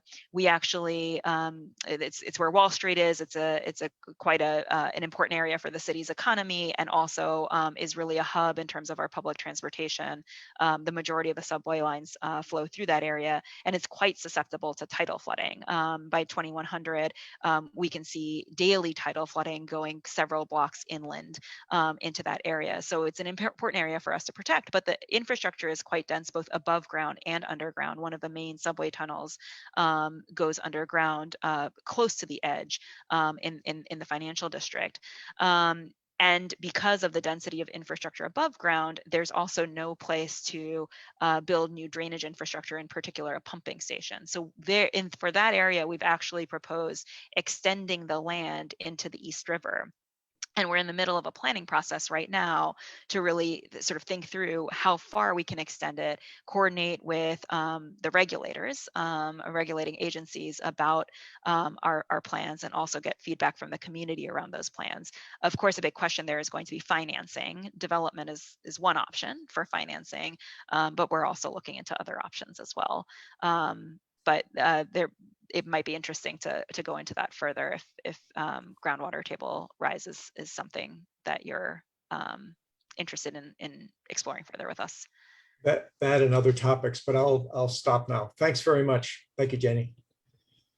Thanks, Chip.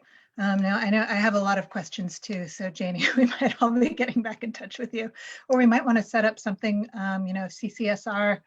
Matt, if you guys might find it more interesting, maybe we could do something on a more, you had mentioned, Janie, the climate knowledge exchange. And so my research group does some sort of peer-to-peer learning exchanges as well, some kind of more in-depth peer-to-peer exchange and learning process, so we could learn from what you guys are doing. But I did have one specific question, and this is very relevant to something that we were just talking about the other day in our climate and the construction industry draft guidance document.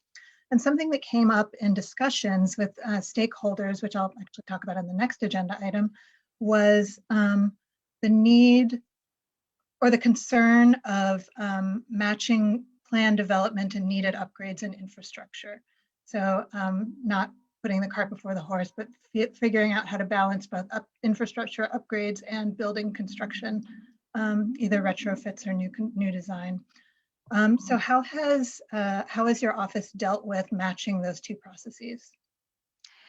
Yeah, it's a great question, Victoria. You know, I would say that we're still very much exploring that. I think it's interesting that the question that you asked is about retrofitting buildings and coordinating that with infrastructure. I think where the question is coming up for us is when do we implement land use solutions and when do we implement infrastructure hardening solutions? Meaning, if there is a area that is experiencing chronic flooding, then you know, is the right answer to build bigger sewer pipes and raise the streets, or is the right answer to try to move the people who are there?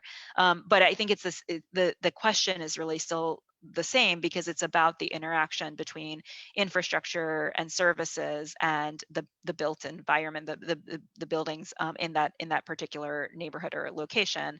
And I think that we're still very much in a place where I think we need a framework, and we haven't developed that framework yet.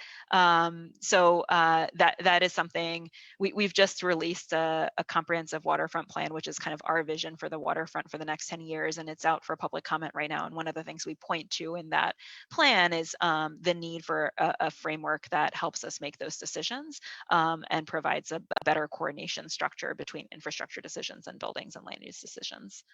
Yeah.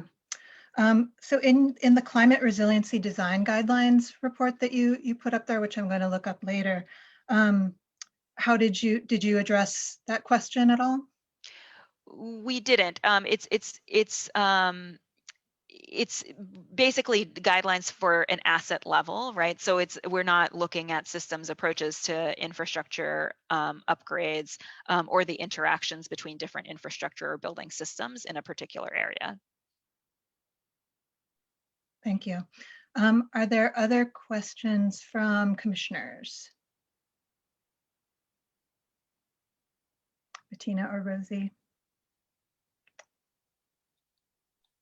Then I'm good. I'm actually familiar with that document, so it's it's terrific.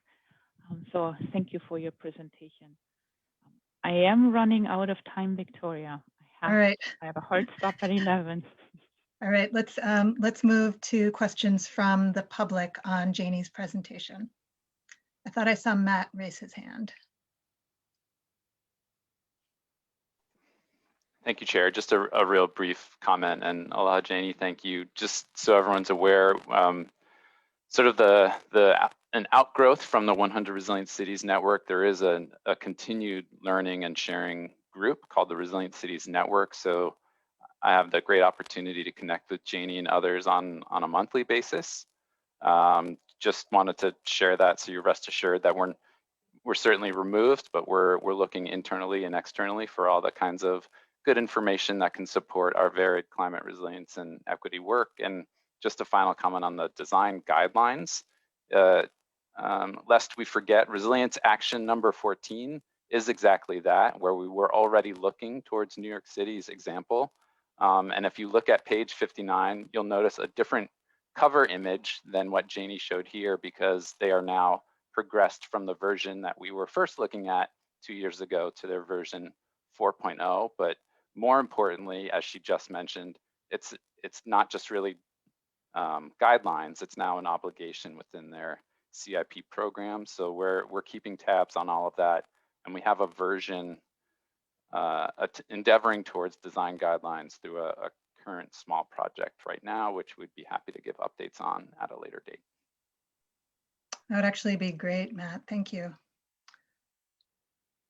Are there other questions from the public?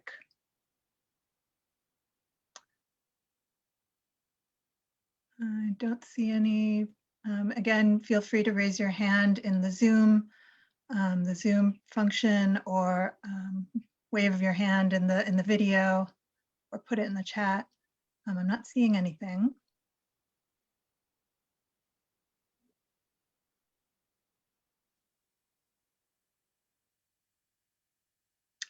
All right. With that, thank you so much, Janie, for taking the time to present to the Climate Change Commission, and we hope to see you in Honolulu in person soon. Thank you, everybody.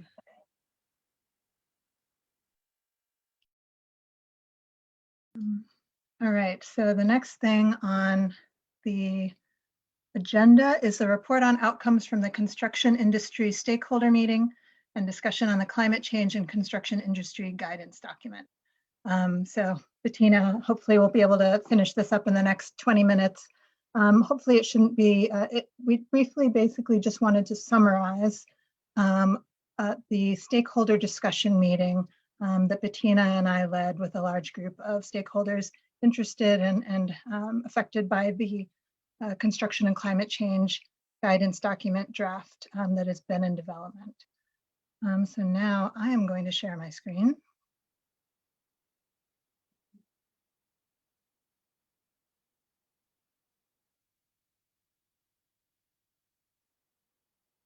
Oh, and my Zoom is trying to update, so let me stop that.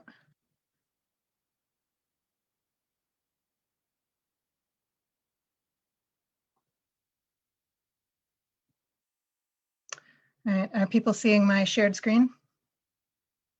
Great. Yes. Okay, so this is just an update on the stakeholder discussion that Bettina and I led on Friday, May 14th. So last Friday from 9 to 11 in the morning. So the purpose of the discussion, we've had one other discussion like this, gathering stakeholders from different sectors, and that was for the climate and equity guidance document. The purpose of this discussion was, again, following on that example, which we think starts setting a really good way forward for the Climate Commission in bringing together groups of stakeholders with diverse voices and that are interested in these working paper subjects. So we wanted to listen and include voices from diverse sectors in the development industry, development and review of the climate change and construction industry guidance document. We wanted to get feedback on the five key recommendations of the draft document. And eventually we want to expand the Hawaii and Oahu context section with local expertise and add a new section with findings from this discussion and some analysis of the themes that came up. As we started the conversation with the stakeholders, we framed it around really out of the recommendations coming out of the climate change construction and equity document, which we released in December of 2020. And so we thought that this related to the construction topic as well. And so we wanted to kind of give context within those 5 recommendations as we considered this discussion.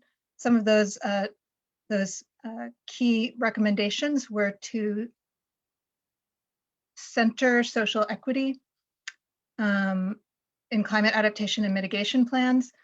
Some types of equity that were especially relevant include distributional equity, so looking at fair distribution of benefits and burdens across different segments of a community, prioritizing those with the highest need, and transgenerational equity, so that we're considering the generational impacts of people that might not necessarily be in the room in the stakeholder discussion, and so that decisions that are made don't place unfair burdens on future generations. We wanted to identify frontline communities that were experiencing these shocks and stressors, integrate equity components into relevant components of the city's OLA resiliency strategy, collaborate with communities to share resources about risks and needs, and focus on outreach to underserved communities. So with those in mind,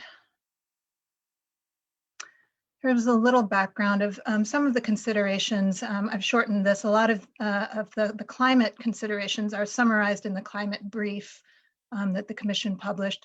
But looking at the state sea level rise report with 3.2 feet of sea level rise, 25,800 acres of Hawaii are going to experience chronic flooding, erosion, or high wave impacts. 1/3 of that land is currently designated for urban use, and impacts include 38 miles of major roads and over $19 billion in assets. Very recently, on April 22nd, the Biden administration also submitted an ambitious new target of reducing greenhouse gas emissions to 50 to 52% below 2005 levels by 2030, which was sooner than before, which recognizes that it will require an overhaul and investment in energy grids, transformation, infrastructure, and other sectors.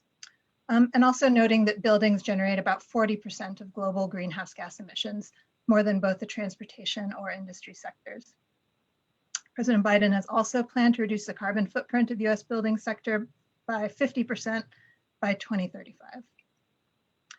So with those background, we wanted to have a manageable group.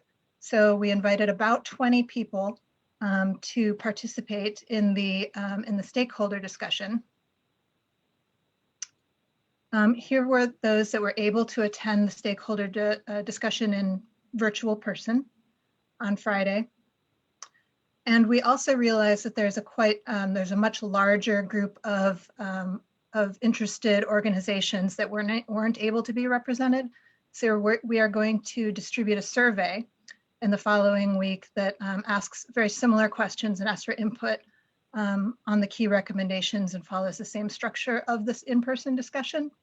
And so there are a lot of organizations that we'll be reaching out to, and we've asked the stakeholders to send more. So I won't spend a bunch of time on this because these are the draft construction guidance document key recommendations that were the same from the past meeting where we went over them. At that meeting, it became very apparent that we needed to have more stakeholder input and discussion before we went further with the paper or made additional edits. So these are all in the draft document that's available on the Commission website. So the conversation was framed around these main 5 questions. The working groups that Bettina and I led, at least mine meandered quite a bit, but the guiding questions included looking at the climate and environmental greatest risks to their organization, how the organizations were prepared or preparing for the impacts of climate change, a consideration of the city and state's greenhouse emission reduction goals, and looking at what kind of performance standard could guide the construction industry, what climate information and guidance was most useful for the construction industry, and how can the current draft recommendations be improved to spur action to meet federal and state greenhouse gas reductions while creating more equitable and climate resilient communities. And again, the conversation, at least in my group, and Bettina, I'm not sure about yours, it's only happened at Friday, so we haven't had a lot of time to get together and talk out outcomes yet and next steps, but this is just some general themes now that I wanted to present and that Bettina and I will both go over. So as for that initial question, I pulled out some of the responses.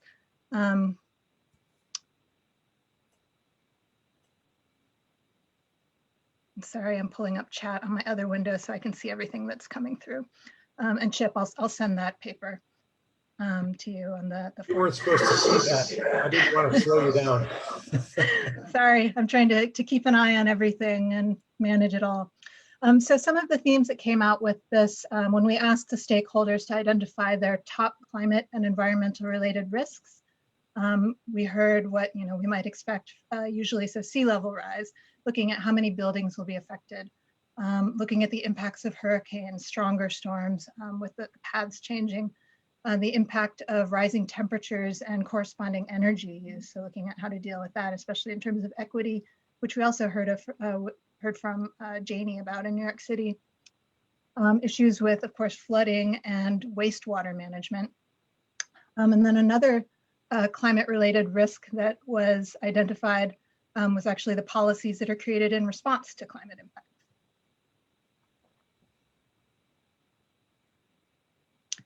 And now these are just some overviews of emergent themes that came from these discussions.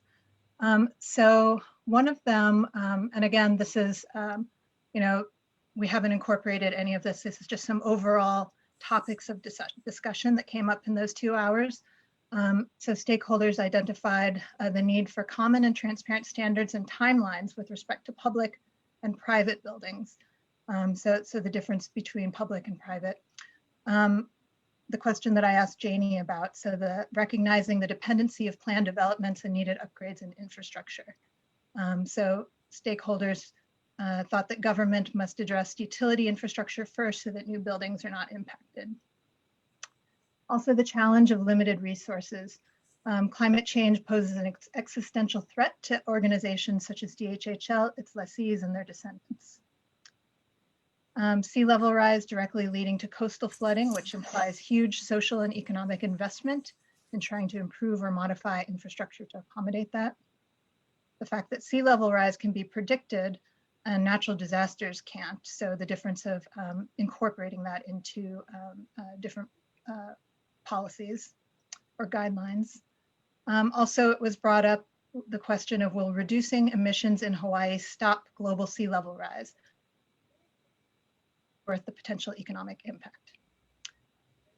It was also brought up, several stakeholders thought that instead of the introduction of mandates, there should be an emphasis on community education.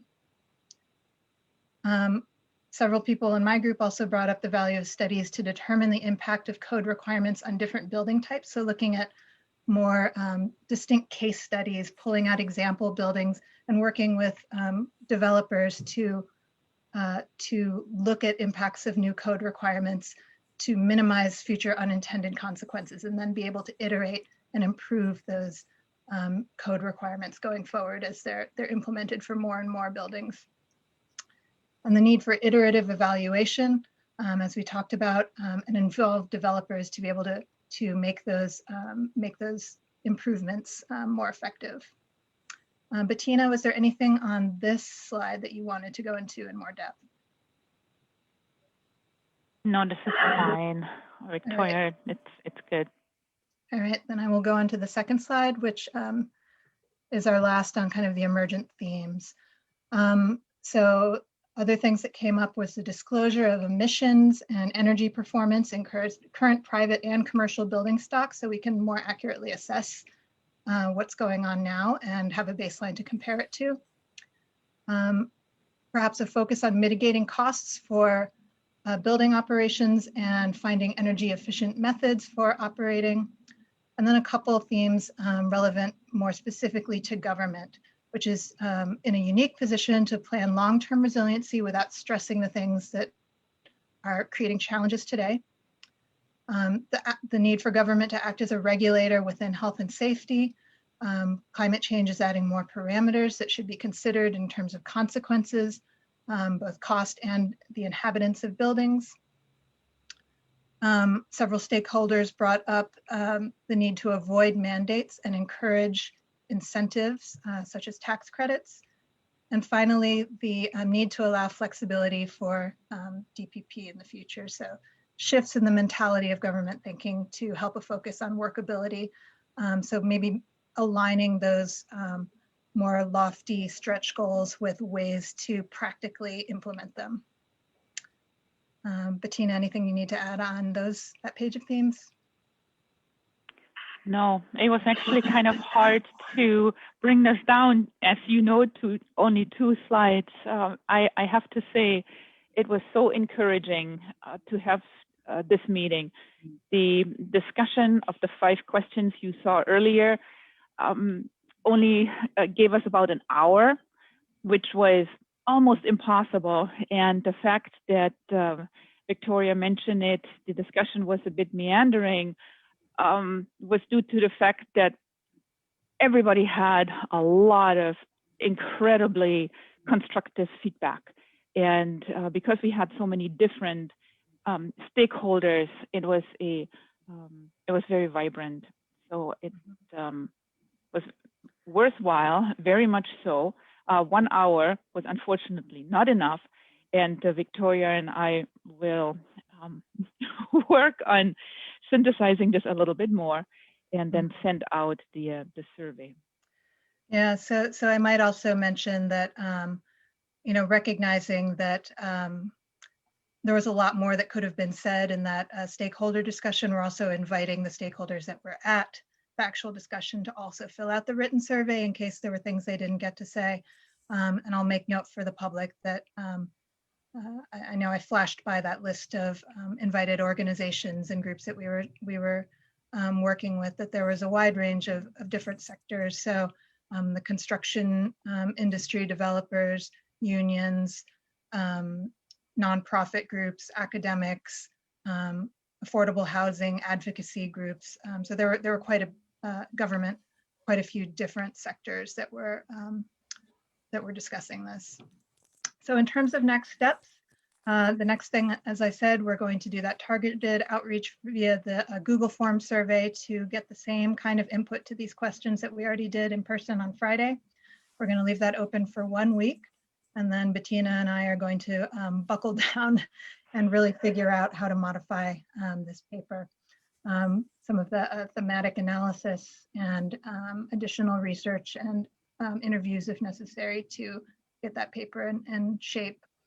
And then hopefully we'll be able to incorporate that into a new version of the document for review on the June 15th Climate Change Commission meeting. And I think that's all that I had. Are there any questions from the commissioners?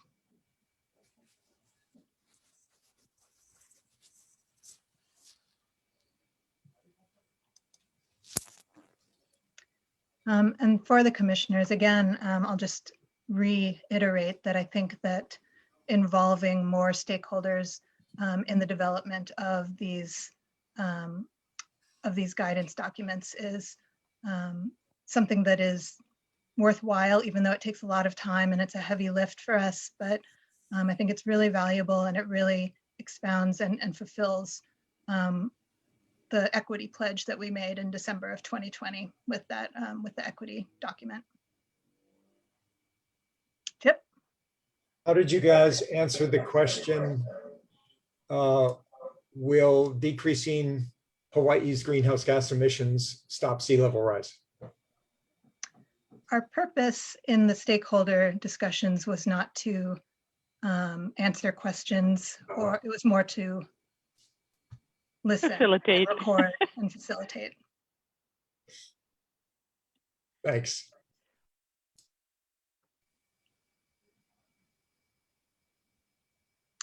Rosie, anything to add? I see. No, I just appreciate the taking of the time to gather more feedback. I think that that's absolutely key and crucial. Great. And so now we can open it up to comments from the public on both the findings and next steps on the climate and construction guidance document, if there are any.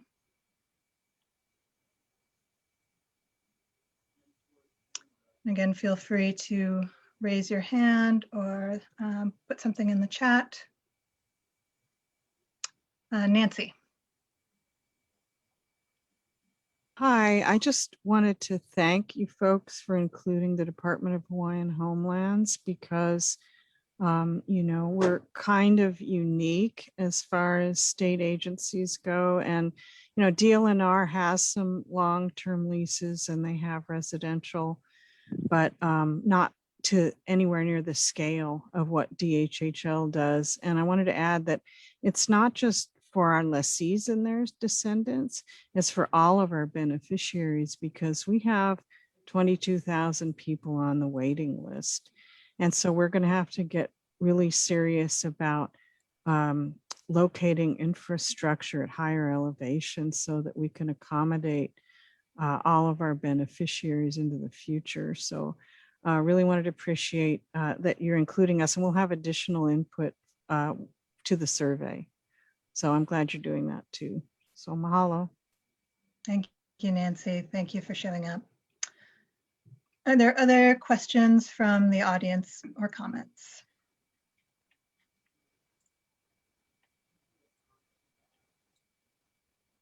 Great. Well, let's move on to our next agenda item. We're almost at the end here, and Bettina, if you have to go, we're through all the meat of it, so go ahead.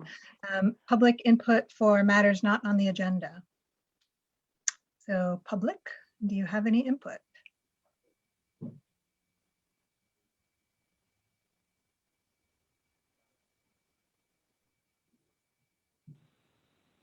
All right, I'm not seeing anything. So we'll move to number 11, the tentative next meeting date, which I just said and already forgot, June 15th. And I don't know what time it's at. Haley, do you know what time it, or does anyone know? 9 a.m. Someone knows. Rachel knows. So the next meeting is June 15th at 9 a.m. next, are there any announcements? Chip? I have an announcement, but I wasn't prepared to give it.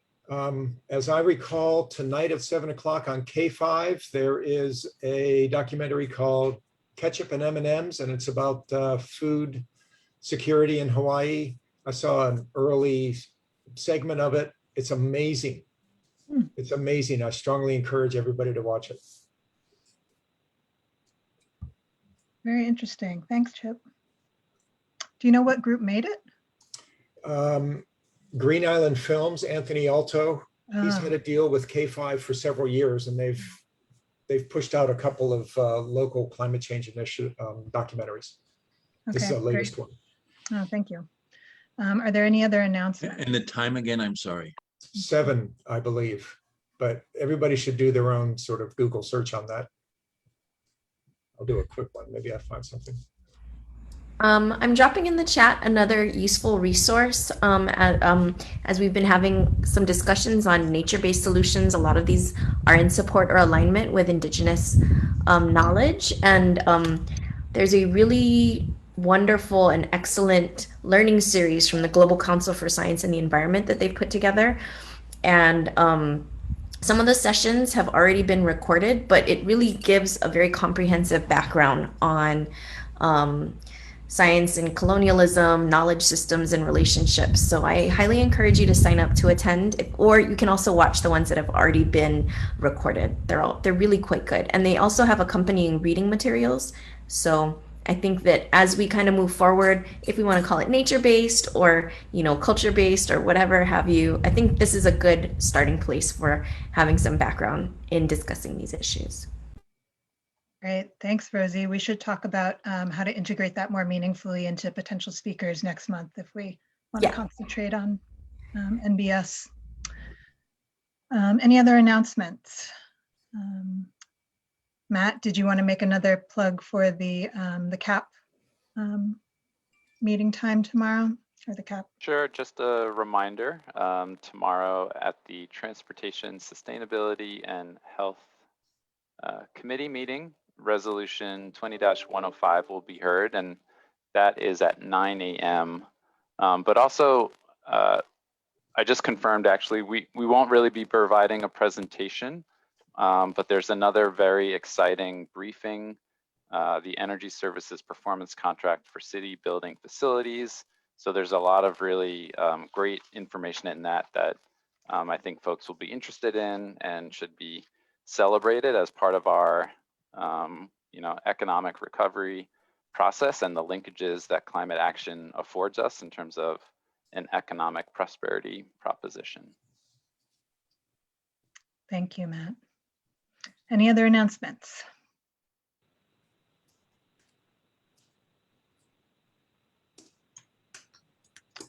All right, well then if there are, oh, and Chip just put a link to the food security film in the chat. It is, it's tonight from 7 to 9 p.m. on K5, and it's live streaming on Hawaii News Now, apparently, .com. Great, thank you. All right, so if there are no objections, we are adjourned. Bye-bye. Thanks, everybody.